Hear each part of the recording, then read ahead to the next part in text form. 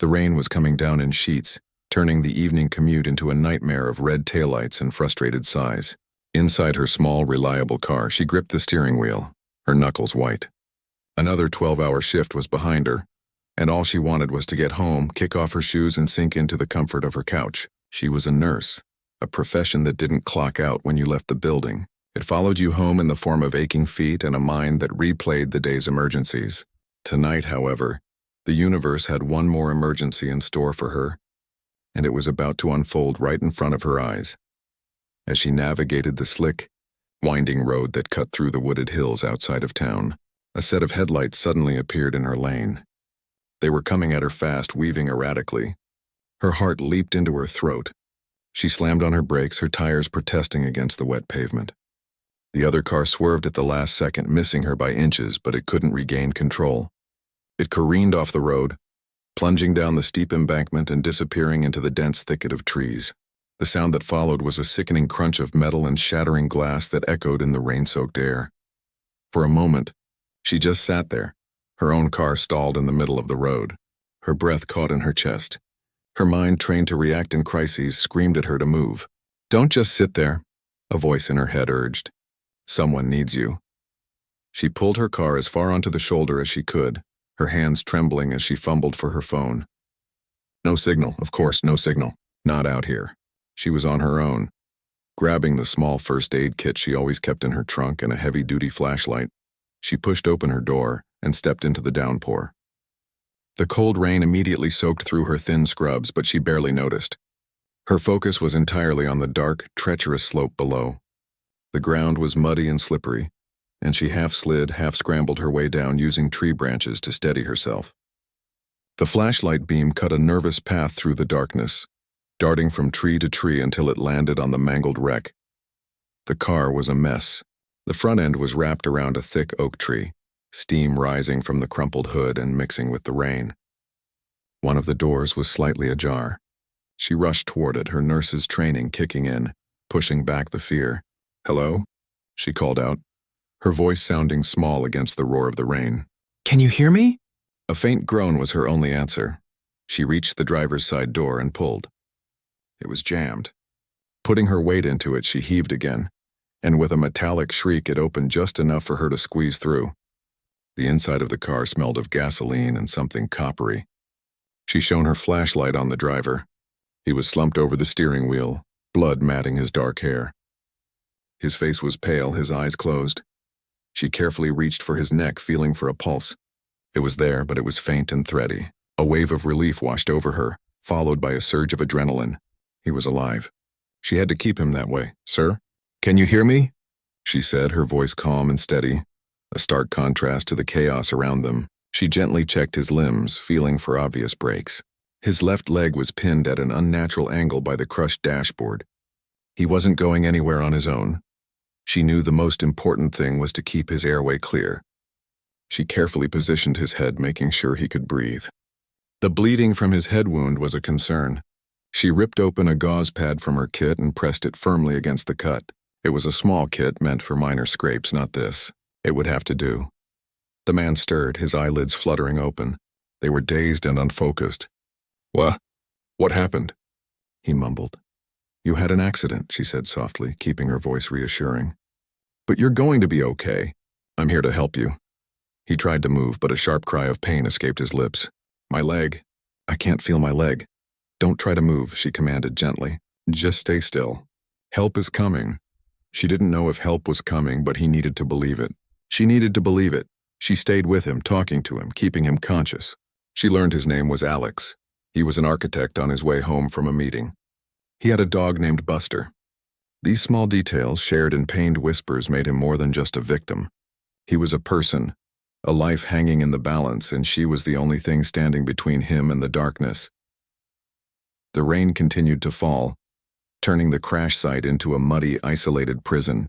She was cold, wet, and exhausted, but she didn't dare leave his side. She used her own body to shield him from the rain as best she could, her small frame a fragile umbrella. She checked his pulse again. It was weaker. Fear began to creep in, cold and sharp. She was doing everything she could, but it might not be enough. Hours seemed to pass. The world had shrunk to the inside of this crushed car, the sound of the rain and the shallow breathing of the man beside her.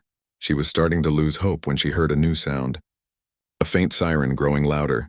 It was the most beautiful sound she had ever heard. Help had arrived. Firefighters and paramedics swarmed the scene, their professional efficiency a stark contrast to her desperate solo efforts. They worked quickly, using the jaws of life to cut open the car and free Alex. As they carefully lifted him onto a stretcher, his eyes found hers. They were still full of pain, but there was something else there too. Gratitude. He squeezed her hand, a weak but deliberate gesture. "Thank you," he whispered, before they loaded him into the ambulance. She watched as the ambulance sped away, its lights flashing through the rain. Suddenly, the adrenaline that had sustained her for so long vanished, leaving her feeling hollow and trembling. A paramedic wrapped a blanket around her shoulders and led her to another vehicle to get checked out. She was just a bystander, they said. A hero. She didn't feel like a hero. She felt like someone who had been in the wrong place at the right time.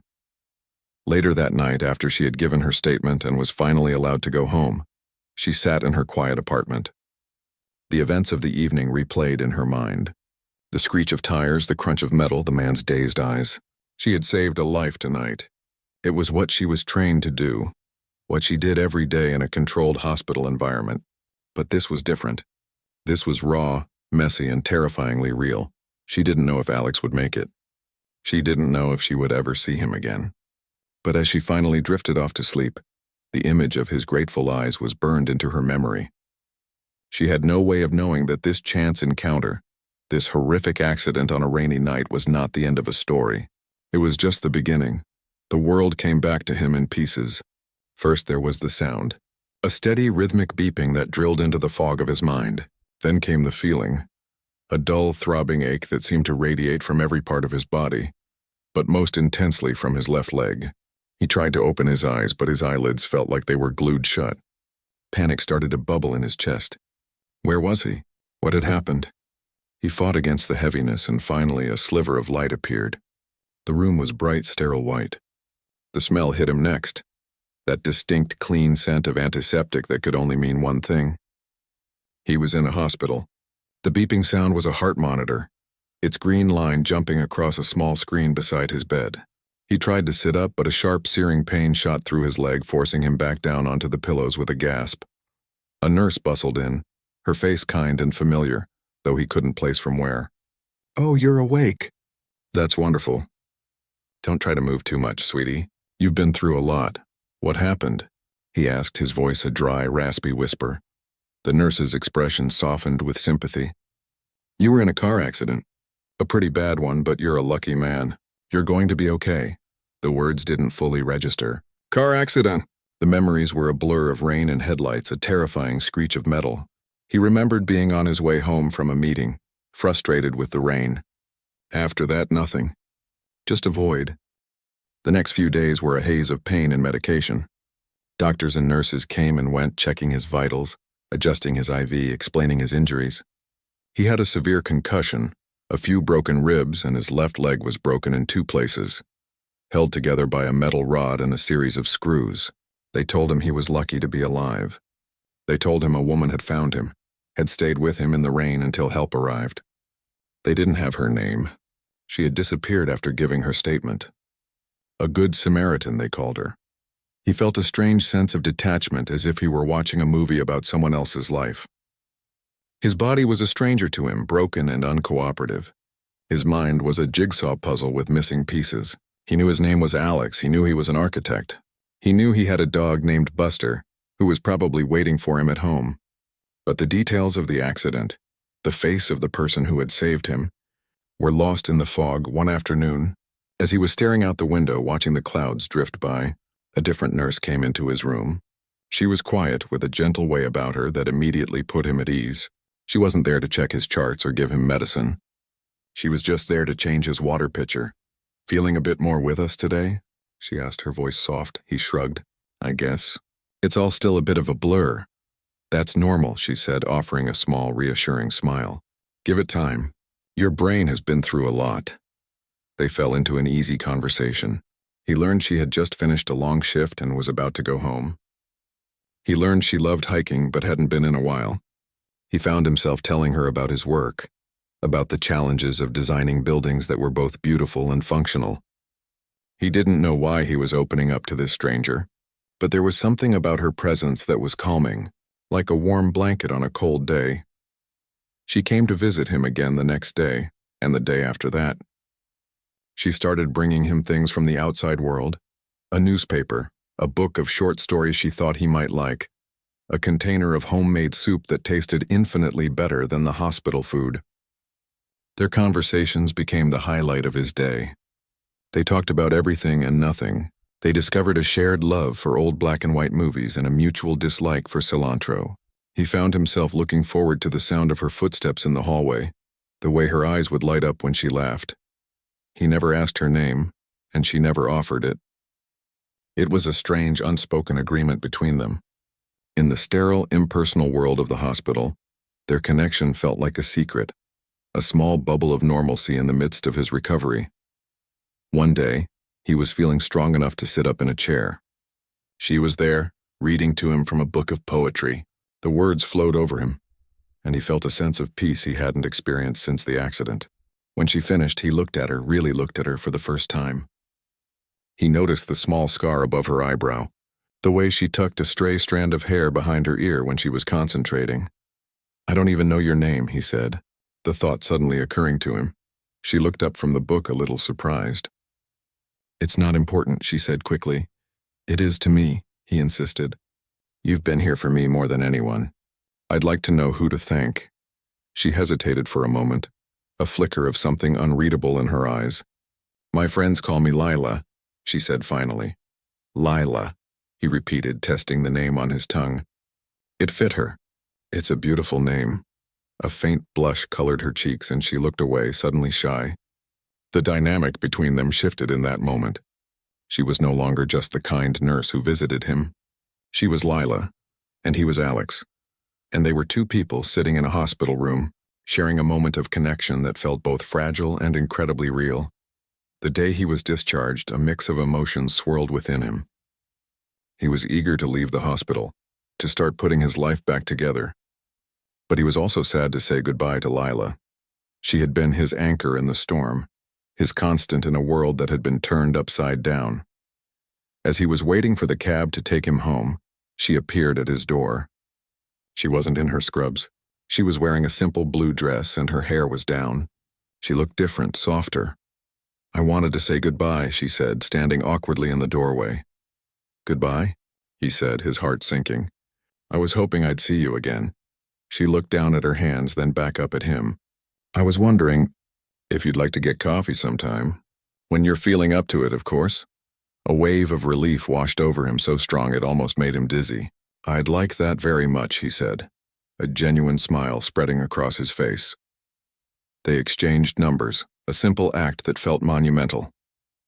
As the cab pulled away from the curb, he watched her standing in front of the hospital, a small figure in the vastness of the city.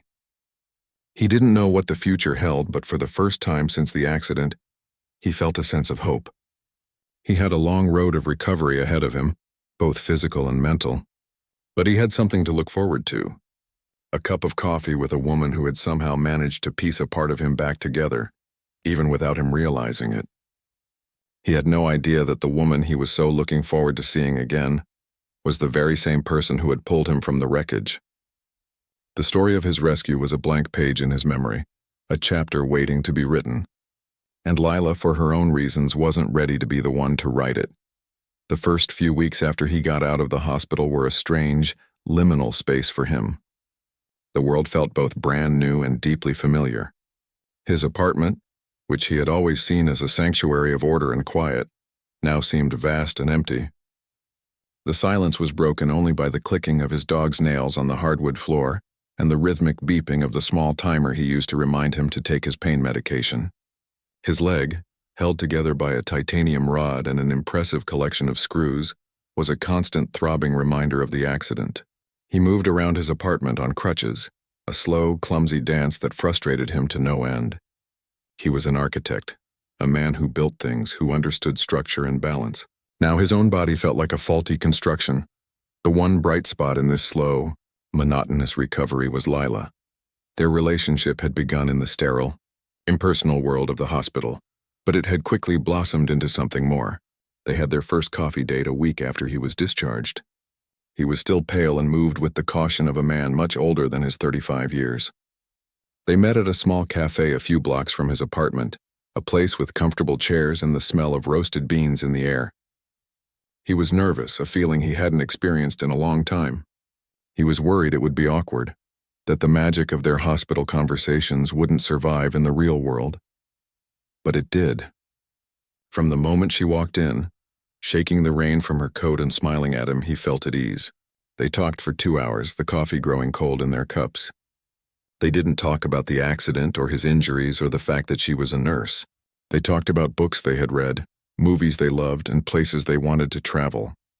She told him about her dream of opening a small animal sanctuary one day, a dream so full of heart it made him smile. He found himself telling her things he hadn't shared with anyone, not even his closest friends. It was easy with her. It felt natural. Their dates became a regular thing. Sometimes they would just go for a walk in the park, his dog Cooper trotting happily ahead of them. Lila had a way with animals, and Cooper had immediately taken to her, leaning his head against her leg and looking up at her with adoring eyes. Other times they would just sit on his couch and watch old movies, sharing a bowl of popcorn. He was falling for her, he realized. It wasn't a sudden, dramatic realization, but a slow, gentle dawning like the sun rising on a clear morning. He loved the way her eyes crinkled when she laughed, the thoughtful way she listened when he spoke, and the quiet strength she seemed to carry with her wherever she went. One evening, about 2 months after the accident, they were sitting on his balcony, watching the city lights blink on in the twilight. The air was cool, and a blanket was draped over both of their laps. His leg was propped up on a stool, a dull ache reminding him of its presence. "You know," he said, breaking the comfortable silence, "I've been thinking a lot about the person who saved me." Lila stiffened almost imperceptibly beside him. He felt the small change in her posture, the way her hand, which had been resting on his arm, suddenly went still. "Oh?" she said, her voice a little too casual. "Yeah," he continued, staring out at the city. "The police said a woman found me, stayed with me until the ambulance came. They never got her name. She just disappeared. I feel like I owe her my life."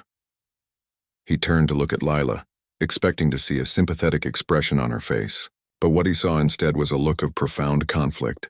Her eyes were wide and she was chewing on her lower lip, a nervous habit he had come to recognize. "What is it?" he asked, a flicker of confusion in his eyes. She took a deep breath as if she were about to dive into deep water. "Alex," she began, her voice barely a whisper, "there's something I need to tell you." She looked down at her hands, which were twisting the corner of the blanket in her lap. "That night, the night of the accident, I was on my way home from my shift. I was right behind you on the road." He stared at her, not understanding. What do you mean?" She finally looked up at him, and her eyes were filled with a vulnerability he had never seen before. "It was me, Alex. I was the one who found you." The words hung in the air between them, heavy and transformative. He just stared at her, his mind struggling to process what she was saying. The woman he was falling for, the kind, gentle woman who had brought him soup and read him poetry, was the same person who had pulled him from the wreckage. The hero from his story was sitting right next to him. "You?" he said, his voice full of disbelief. "It was you?" She nodded, a single tear tracing a path down her cheek. "I didn't tell you because I didn't want it to change things.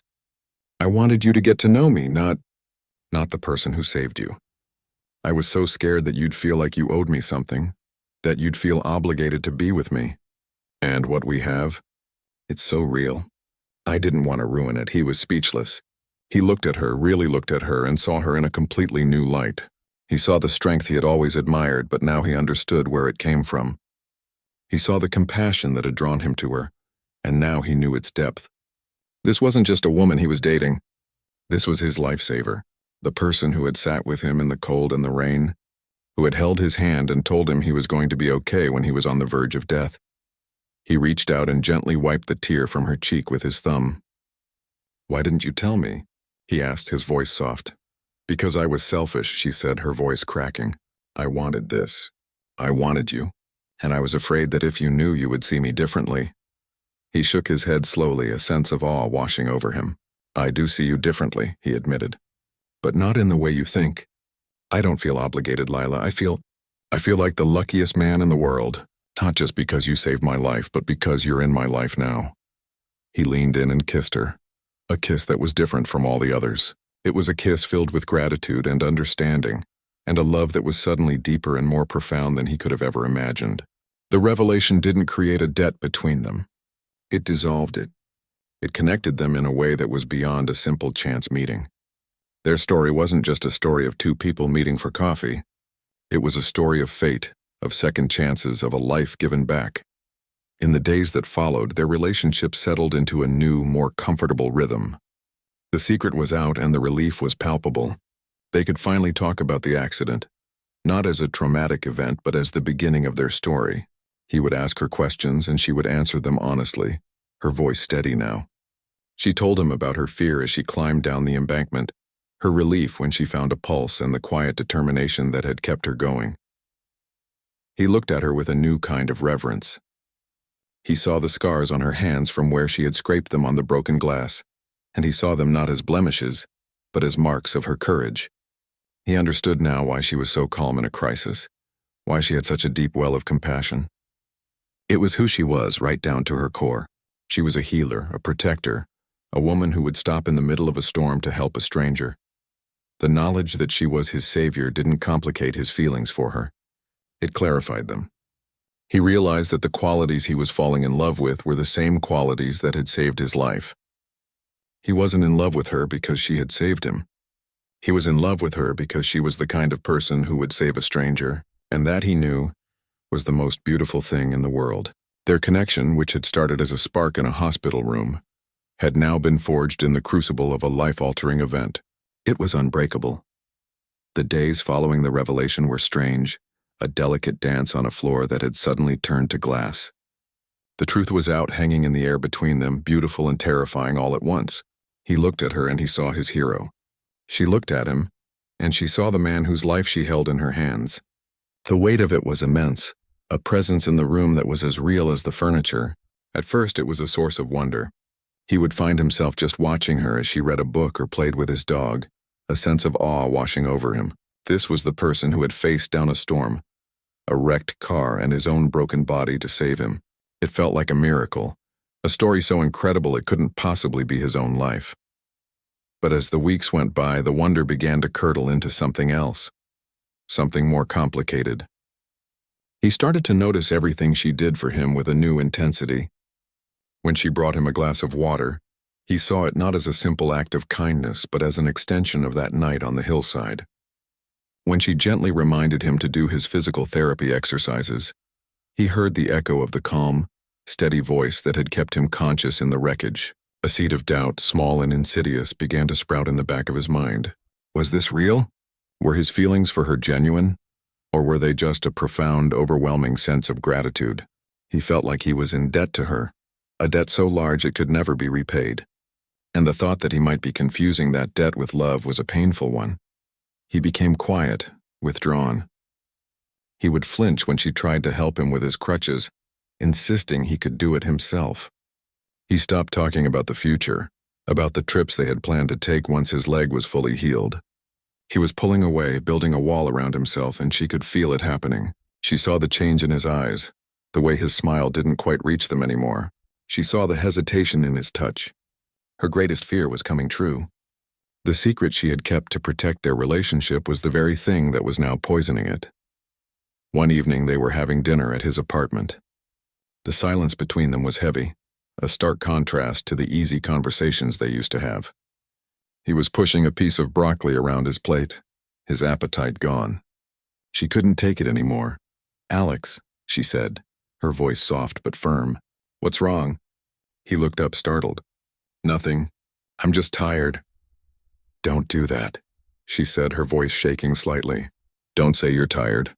Something is wrong. You've been a million miles away for weeks. Talk to me," he sighed, putting his fork down. The weight of his unspoken thoughts was crushing him. I don't know if this is right," he finally said, the words tasting like ash in his mouth. Her face fell. "What do you mean? Is this not right? I don't know what's real anymore, he said, his voice raw with emotion. When I'm with you, I feel things I've never felt before. But then I think about what you did for me and I wonder if I'm just grateful. Am I in love with you or am I in love with the woman who saved my life? I don't want you to be with me out of some sense of obligation, and I don't want to be with you if I can't even trust my own feelings. The words hit her like a physical blow. She had been so afraid of this, so terrified that he would see her through the lens of his own survival. And here it was, the very thing she had dreaded. A part of her wanted to be angry, to scream at him for not seeing that what they had was real.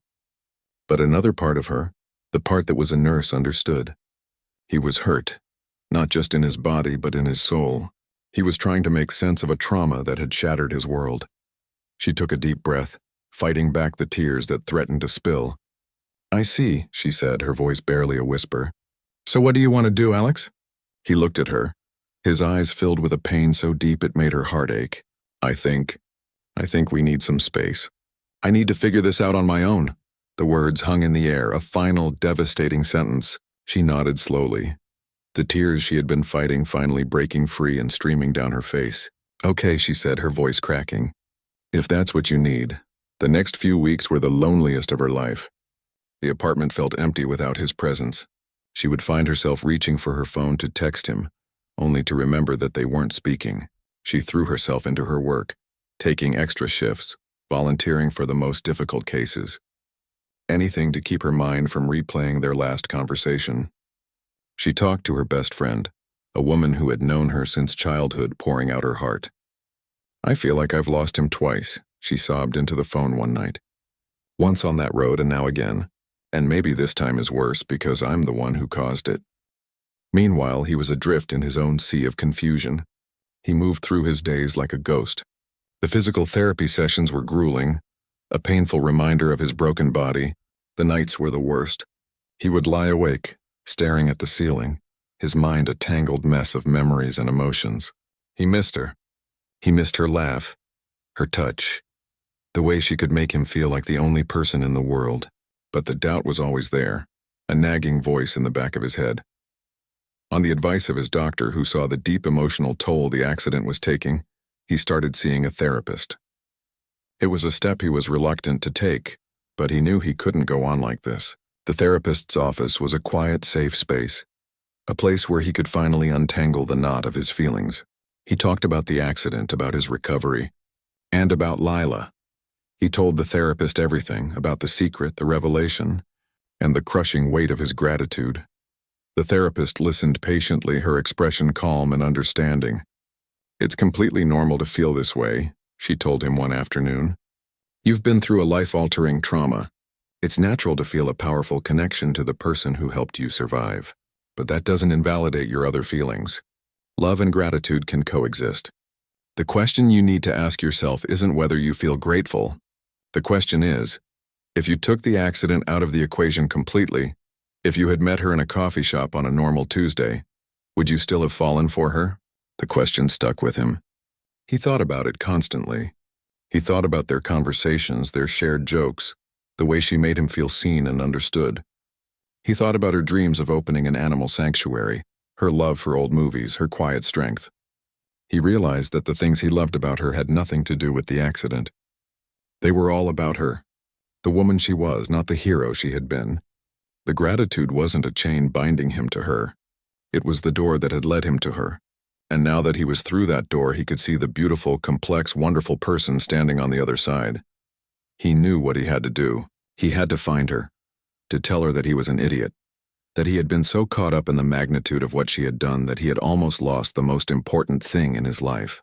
He called her, his heart pounding in his chest. She didn't answer. He sent her a text, a simple, desperate plea. Can we please talk? I need to see you. She saw the message and her heart leaped into her throat. A part of her wanted to ignore it, to protect herself from more pain. But another part, the part that still loved him, knew she had to hear what he had to say. She agreed to meet him, not at his apartment or hers, but at a neutral place, a small park overlooking the river where they had walked Cooper a few times. He was already there when she arrived, sitting on a bench, his crutches leaning against the armrest. He looked better than the last time she had seen him, More color in his face, a new clarity in his eyes. He stood up as she approached, a nervous energy radiating from him. "Thank you for coming," he said, his voice full of emotion. "I almost didn't," she admitted, her arms crossed protectively over her chest. "I know," he said, "and I don't blame you. Lila, I am so sorry. I was a fool. I was so caught up in my own head, so afraid of my own feelings that I hurt you. And that's the last thing I ever wanted to do." He took a step closer to her. "I've been talking to someone, a therapist, and she helped me see something. She helped me see that my feelings for you have nothing to do with what you did for me. Well, that's not true. They have everything to do with it, but not in the way I thought. I'm not grateful to you like I'm grateful to a stranger who did me a favor. I'm grateful to the universe for putting you in my life. The woman I fell in love with is the woman who would stop in the middle of a storm to save someone she didn't even know. It's not two different people.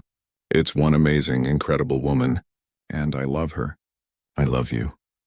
Tears streamed down her face, but this time they were tears of relief, of joy. He closed the distance between them, gently taking her face in his hands. "I love you, Lila," he said again, his voice thick with emotion. "Not because you saved my life, but because you are the most extraordinary person I have ever met, and I can't imagine my life without you." And as he leaned in to kiss her, a kiss that felt like coming home, she knew that their love story wasn't just about a rescue. It was about two people who had to get lost in order to find each other again. And this time she knew it was for real. The kiss in the park wasn't a solution, but it was a beginning. It was a promise to try again, to build something new on the foundation that had been cracked and then repaired. The weeks that followed were a gentle, careful dance of rediscovery. They didn't pretend the difficult conversation never happened. Instead, they acknowledged it, talked about it, and then deliberately set it aside. They were starting fresh, not as a victim and a hero, but as two people who had found something rare and precious and were determined not to lose it. The awkwardness slowly melted away, replaced by a deeper, more comfortable intimacy. He no longer flinched when she helped him. He saw her help not as a reminder of his debt, but as an expression of her love, a love he now accepted without question. His physical therapy became a joint effort. She would sit with him, encouraging him through the painful exercises, celebrating each small victory with him.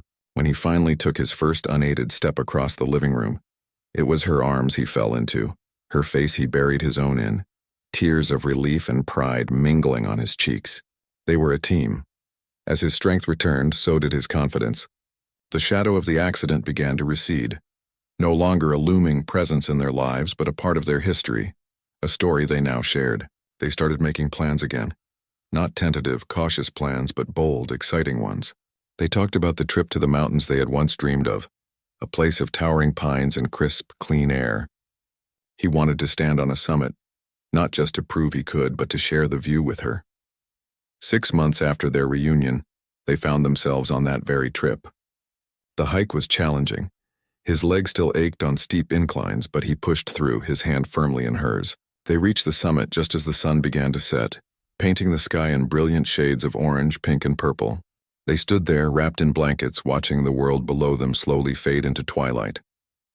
It was a perfect, quiet moment, the kind of moment that feels sacred. He turned to her, his heart pounding with a rhythm that had nothing to do with the exertion of the hike. He had been planning this for weeks, rehearsing the words in his head, but now, looking at her silhouette against the vibrant sky, all the words flew out of his mind. He decided to just speak from the heart. "You know," he began, his voice a little shaky, "I used to think my life was a straight line, a predictable path from one point to the next. School, work, maybe a family somewhere down the road. It was all planned out. And then that night happened. That line was shattered. It was broken into a million pieces." He paused, gathering his thoughts. She watched him, her eyes soft and understanding. "And for a long time I thought I was just trying to put those pieces back together, to make my life look like it did before. But I was wrong. I wasn't meant to put it back together the way it was. I was meant to build something new, something better." He reached into his pocket and pulled out a small, worn velvet box. He knelt down on one knee, his movements a little stiff, but his gaze never left hers. "You are the reason I was able to build something new, Lila. You are the architect of my new life. You saved me not just on that road, but every single day since. You taught me that love isn't about gratitude or obligation. It's about partnership. It's about seeing someone, truly seeing them, and choosing them over and over again. He opened the box, revealing a simple, elegant ring with a single, sparkling diamond. I don't want to spend another day of this new life without you by my side. Will you marry me? Tears streamed down her face, but she was laughing. A joyous, beautiful sound that echoed in the quiet mountain air. Yes, she said, her voice thick with emotion. Yes, of course, yes. He slid the ring onto her finger, a perfect fit. He stood up and pulled her into his arms, holding her as if he never wanted to let go. As they stood there, wrapped in each other's arms, watching the last sliver of sun disappear below the horizon, they knew that this was their true beginning. The accident was no longer the defining moment of their story. It was simply the prologue. 3 years later, their life was a beautiful, chaotic symphony. They were married in a small ceremony on a sunny afternoon, surrounded by close friends and family. His dog, Cooper, was the ring bearer, proudly trotting down the aisle with a small pillow tied to his collar. They bought a small house with a big backyard, a place where Lila's dream of an animal sanctuary slowly began to take shape. It started with a 3-legged cat they rescued from the shelter, then a pair of abandoned rabbits. Their home was a haven for the lost and the broken, a reflection of the love that had brought them together. He was back to work, designing buildings that were not just structures but spaces for people to connect and heal. He often thought of her as he worked, her quiet strength and compassion his inspiration. She continued to work as a nurse, her patients drawn to her calming presence and her unwavering dedication. She was a natural healer in every sense of the word, and then their greatest adventure began. They were going to have a baby. The news filled them with a joy so profound it was almost overwhelming. They prepared the nursery, a room painted a soft, peaceful yellow filled with books and handmade mobiles. He would often sit in the room, his hand on her growing belly, talking to the baby inside, telling it the story of how they met, a story that had become a family legend. Their daughter was born on a rainy spring morning, a fitting entrance for a child whose story began in a storm. She was small and perfect, with a shock of dark hair and eyes that seemed to hold the wisdom of the universe. They named her Grace, a name that felt right, a name that spoke of second chances and unmerited favor. One evening, a few months after Grace was born, they were sitting on the couch, the baby sleeping peacefully in her father's arms. The rain was tapping against the windows, a gentle, soothing sound. It was the kind of rain that used to make him anxious, a reminder of the night his life changed, but now it just felt like a part of their story, a comforting rhythm in the soundtrack of their life. She's amazing, he whispered, looking down at his daughter. She is, Lila agreed, leaning her head on his shoulder. She has your eyes. And your strength, he said, kissing the top of her head. They sat in comfortable silence for a while, just watching their daughter sleep. He thought about the long, winding road that had led them here. The pain, the fear, the confusion, the doubt, it had all been worth it. Every single moment. You know, he said softly, I still think about that night sometimes. I think about how close I came to not being here, to not having this, to not having you. She squeezed his hand. I know, she said. But you're here. We're here. Yeah, he said, a smile spreading across his face. We are. Their love story wasn't a fairy tale. It was real. It was messy and complicated and born from a moment of terror and pain. But it was also a testament to the resilience of the human heart. A story about how the most broken pieces can be put back together to create something even more beautiful than before. It was a story about a woman who fell in love with the man she saved, and a man who was saved not just once but every single day by her love. And as they sat there, a small family in their cozy home with the rain falling outside and their future sleeping in their arms, they knew that their story was just getting started.